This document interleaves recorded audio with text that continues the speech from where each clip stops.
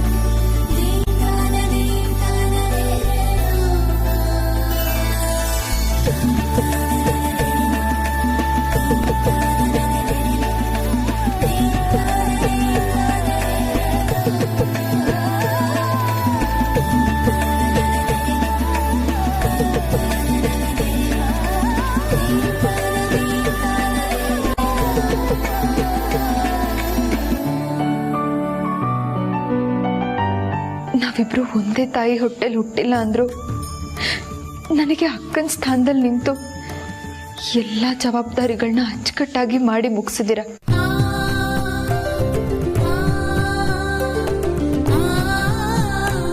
ನಿಮ್ಮ ಋಣನ 7 ಜನ್ಮ ಎತ್ತು ಬಂದ್ರು ನನ್ನ ಕೈಲಿ ತೀರ್ಸೋದಕ್ಕಾಗಲ್ಲ. ಅಯ್ಯೋ, ಯಾಕಿಷ್ಟು ದೊಡ್ಡ ಮಾತಾಡ್ತಾ ಇದ್ದೀರಾ? ನೀವ್ ಯಾವತ್ತಿದ್ರು ಈ ಮನೆ ಮಗಳೇ. ನಿಜ, ಈಗ ನನಗೆ ತವ್ರ ಮನೆಗೆ ಹೋಗೋದಕ್ಕಾಗಲ್ಲ ಅನ್ನೋ ಯೋಚನೆನೇ ಇಲ್ಲ. ಮನೆಯಿಂದ ಆಚೆ ಬಂದ್ರೆ ತವ್ರ ಮನೆ ಸಿಗುತ್ತೆ.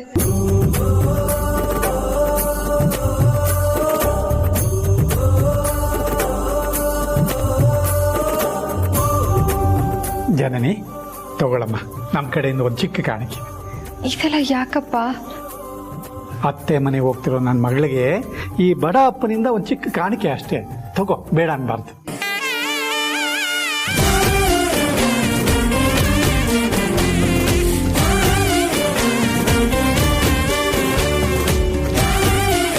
ಇಷ್ಟು ದಿವಸ ನಮ್ಮಂಥ ಸಾಮಾನ್ಯರ ಜೊತೆ ನೀನು ಸಾಮಾನ್ಯಳಾಗಿದ್ದೀಯಲ್ಲಮ್ಮ, ಅದೇ ಸಂತೋಷ.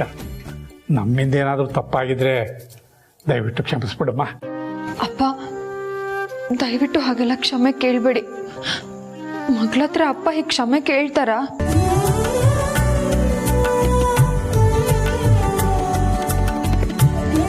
ನಾನು ಈ ಮನೆಗೆ ಬಂದ್ಮೇಲೆ ನಿಮ್ಮನ್ನೇ ಅಪ್ಪ ಅನ್ಕೊಂಡಿದ್ದೀನಿ.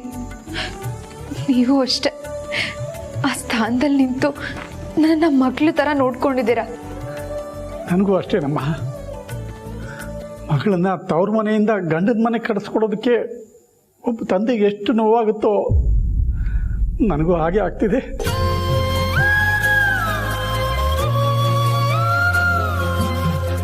ನೀನಿಂದ ಇಲ್ಲಿಂದ ಕಳಿಸ್ಕೊಡೋದಕ್ಕೆ ತುಂಬ ಕಷ್ಟ ಆಗ್ತಿದೆಯಮ್ಮ. ಅಕ್ಕ, ಅಕ್ಕ ನೀನ್ ಇಲ್ಲೇ ಇದ್ದಿದ್ರೆ ಚೆನ್ನಾಗಿರ್ತಿತ್ತು, ಆದ್ರೆ ಏನ್ ಮಾಡೋದಕ್ಕಾಗುತ್ತೆ. ಆದ್ರೆ ನೀನ್ ಅಲ್ಲಿ ಹೋದ್ಮೇಲೆ ಈ ತಮ್ಮನ್ ಮರಿಬೇಡ ಆಯ್ತಾ.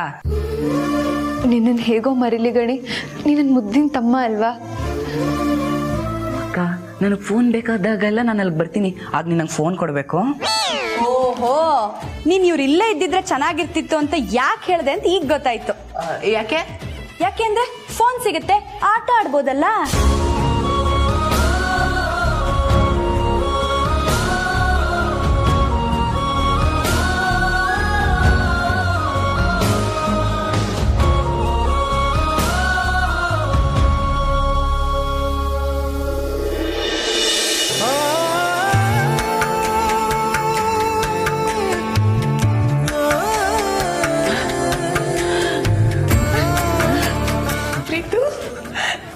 ಚೆನ್ನಾಗಿ ಕಾಣ್ತಿದ್ಯಾ ಕಣೋ, ನನ್ನ ದೃಷ್ಟಿನೇ ತಾಕತ್ತಪ್ಪ.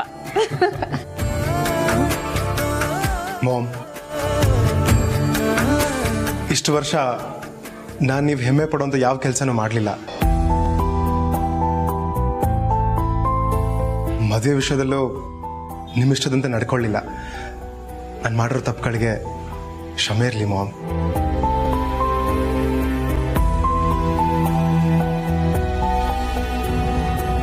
ತಪ್ಪು ಮಕ್ಕಳಲ್ಲದೆ ಇನ್ಯಾರಪ್ಪ ಮಾಡ್ತಾರೆ?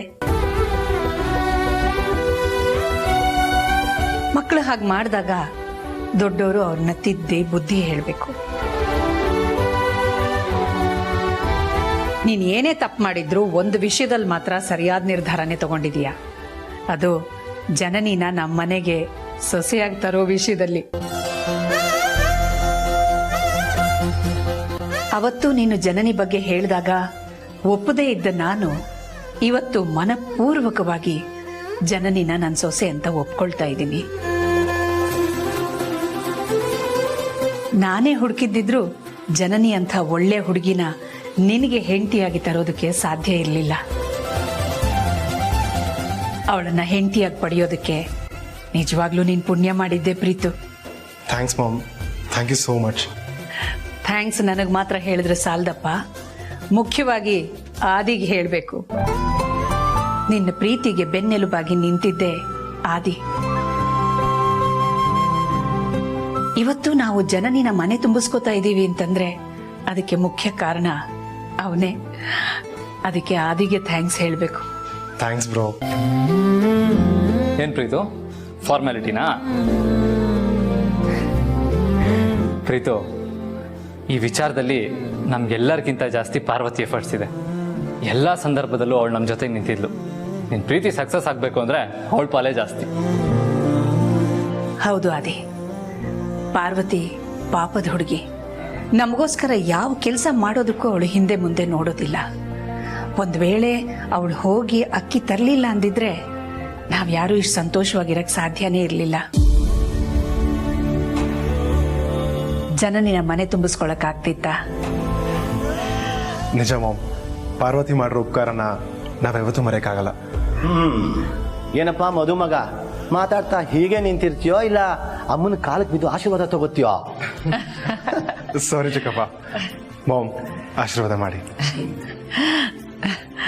ಶೀಘ್ರಮೇವ ಪುತ್ರ ಪುತ್ರಿ ಪ್ರಾಪ್ತಿರಸ್ತು. ಅಯ್ಯೋ ಅತ್ತಿಗೆ, ಎರಡೆರಡು ಹೆಸರು ಒಟ್ಟಿಗೆ ಹೇಳೋಗಿಲ್ಲ.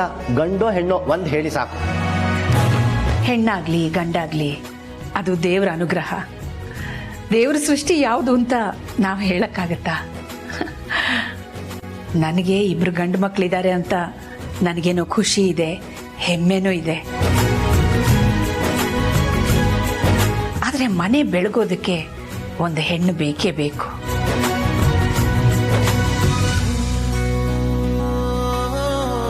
ನಿಜ ನಿಜ ಪ್ರೀತು, ಅಮ್ಮ ಹೇಳಿದ್ದೆಲ್ಲ ಕೇಳಿಸ್ಕೊಂಡೆ ತಾನೆ? ನಮಗಂತೂ ಕಾಯಕ್ಕಾಗಲ್ಲಪ್ಪ. ಆದಷ್ಟು ಬೇಗ ಈ ಮನೆಗೆ ಒಂದು ಮುದ್ದಾದ ಪುಟಾಣಿ ಬೇಕು.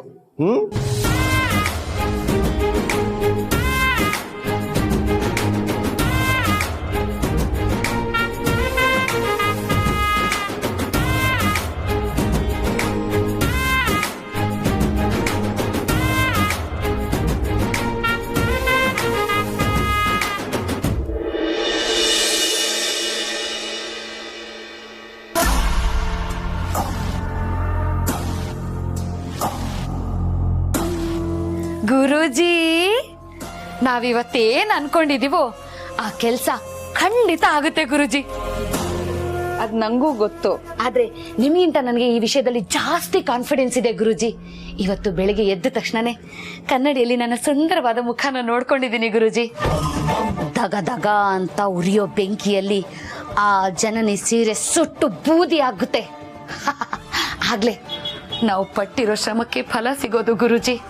ಆದ್ರೆ ನಾವೇನ್ ಅನ್ಕೊಂಡಿದೀವೋ ಅದು ಖಂಡಿತ ಆಗಲ್ಲ ಗುರೂಜಿ. ಶಾಕ್ ಆಯ್ತಾ? ಆಗಿರ್ಲೇಬೇಕು.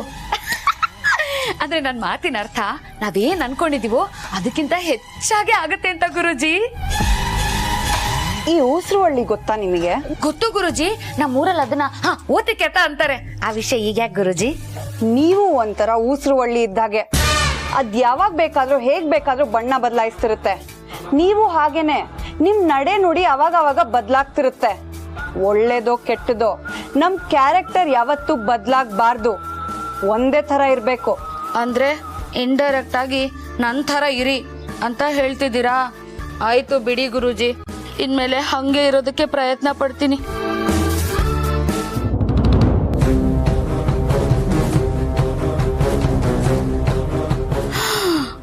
ಗುರೂಜಿ, ಅಲ್ಲಿ ನೋಡಿ.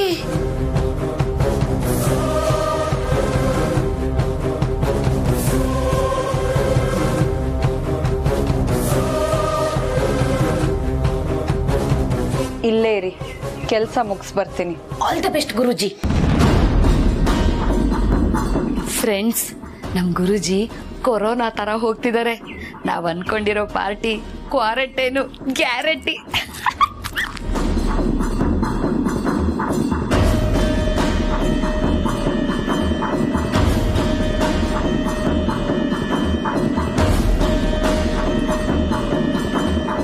ಫ್ರೆಂಡ್ಸ್, ಈಗ ಮಜಾ ಬರುತ್ತೆ, ಬನ್ನಿ ನೋಡೋಣ.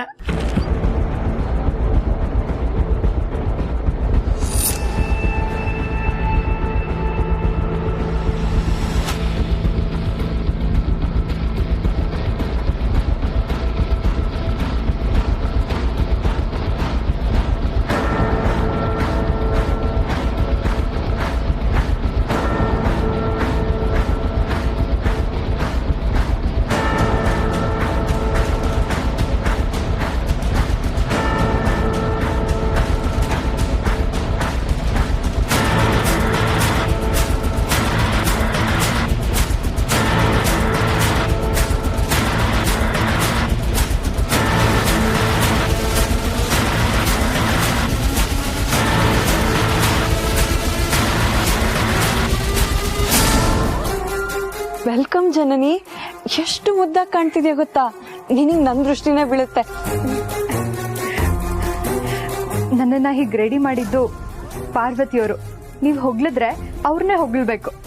ವಾವ್ ಪಾರ್ವತಿ, ಮದುಮಗಳನ್ನ ತುಂಬಾ ಚೆನ್ನಾಗಿ ರೆಡಿ ಮಾಡಿದ್ಯಾ. ಸೀರೆನ ತುಂಬಾ ಚೆನ್ನಾಗಿ ಉಡ್ಸಿದ್ಯಾ.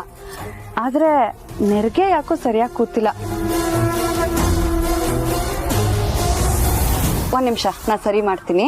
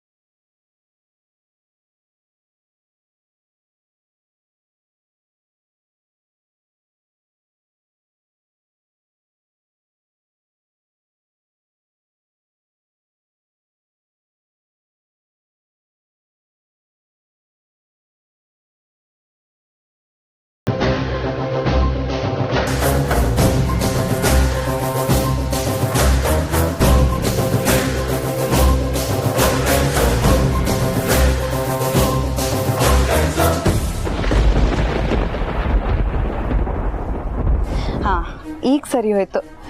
ಪಾರ್ವತಿ, ಮದುಮಗಳನ್ನ ಜೋಪಾನವಾಗಿ ನಿಧಾನವಾಗಿ ಒಳಗೆ ಕರ್ಕೊಂಡ್ ಬಾಮ.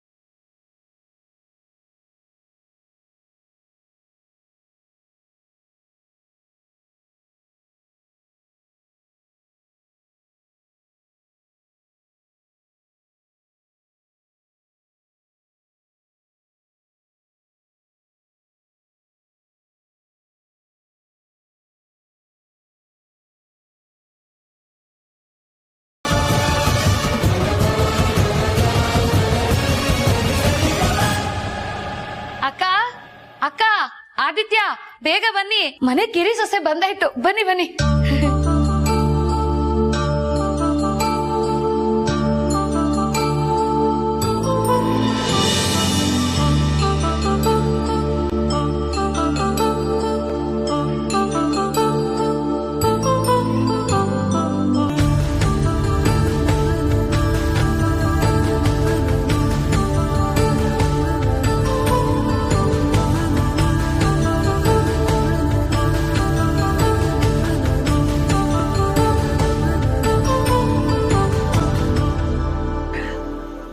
ಅಂತೂ ನನ್ನ ಸೊಸೆನ ಮನೆ ತುಂಬಿಸ್ಕೊಳ್ಳೋ ಮುಹೂರ್ತ ಈಗ ಕೂಡು ಬಂತು.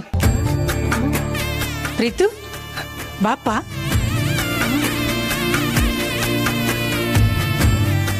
ಅಕ್ಕ,